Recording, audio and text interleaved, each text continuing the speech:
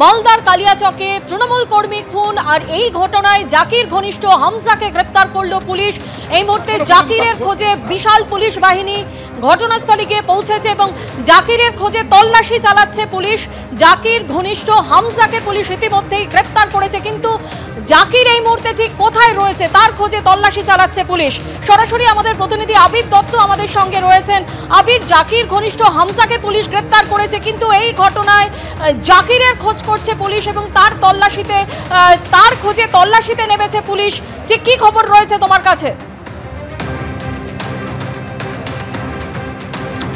দেখো, শুরুতেই তোমায় বলি যে আমির হামজা নাম ওই ব্যক্তির 24 বছর বয়সী ওই ব্যক্তিকে গ্রেপ্তার করেছে পুলিশ। এবং এই ব্যক্তি যেটা জানা যাচ্ছে যে জাকির শেখের ঘনিষ্ঠ, এবং গতকাল যখন এই ঘটনা ঘটে সেই ঘটনাস্থলে তার উপস্থিতি ছিল এমনটাই মনে করছে পুলিশ। এই ব্যক্তিকে প্রথমে আটক করা হয়, জিজ্ঞাসাবাদে তার বক্তব্যে অসঙ্গতি মেলে এবং তারপর তাকে গ্রেপ্তার করা হয়েছে এমনটাই জানা যাচ্ছে। তোমায় জানি রাখি, গতকাল প্রায় 10 জনকে জিজ্ঞাসাবাদ করা হয়েছিল এবং আজকেও বেশ কয়েকজনকে আলাদাভাবে ডেকে এনে জিজ্ঞাসাবাদ করা হয়েছিল থানায়। কিন্তু এই যে ব্যক্তি, তার বক্তব্যে অসঙ্গতি মিলেছে। কিন্তু প্রশ্ন হচ্ছে 24 ঘন্টা পার করে গিয়েছে, আরও বেশ কিছু সময় কিন্তু অতিক্রান্ত, এখনো পর্যন্ত মূল অভিযুক্ত জাকির শেখের খোঁজ নেই।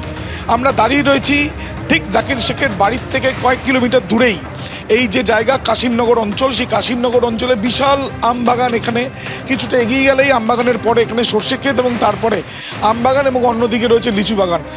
পুরো বাগানে বিশাল পুলিশ ফোর্স কালিয়াচক থানার, তারা কিন্তু ইতিমধ্যে তল্লাশি অভিযান চালাচ্ছে।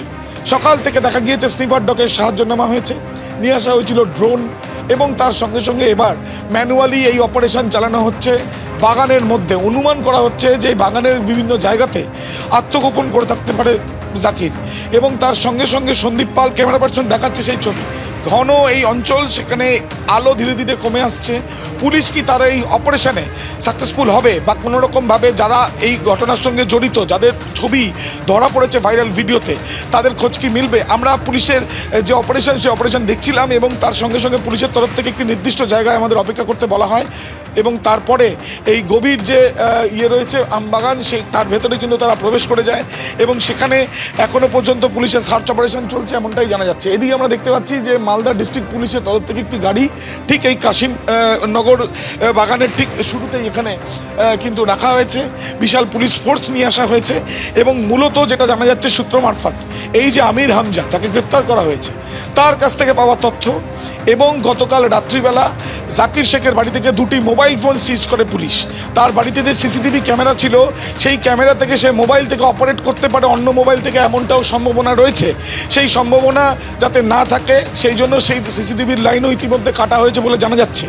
এবং তার পরিবারের সদস্যরা কিন্তু জানাচ্ছেন, অর্থাৎ জাকির শেখের পরিবারের সদস্যদের দাবি যে ঘটনার পর থেকে জাকির এবং তার ছেলে কেউই বাড়ি ফেরেনি।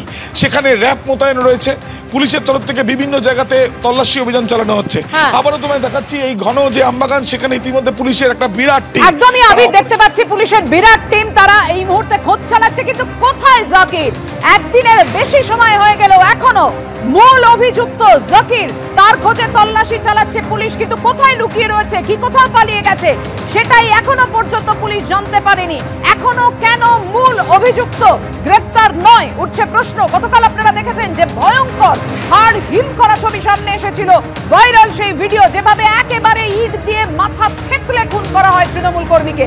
আর তারপরে প্রাক্তন পঞ্চায়েত প্রধান এসারউদ্দিন শেখ তিনি দাবি করেন যে জাকির ও তার দলবল তারাই খুন করিয়েছে এই তৃণমূল কর্মীকে মালদার কালিয়াচকে। কিন্তু সেই তৃণমূল কর্মী খুনের ঘটনায় এখনো পর্যন্ত মূল অভিযুক্ত কেন গ্রেফতার নয়? গতকালকের সেই হাড় হিম করা ছবি রেখেছি আপনাদের সামনে, একেবারে মালদার সেই মুহূর্তের ছবি।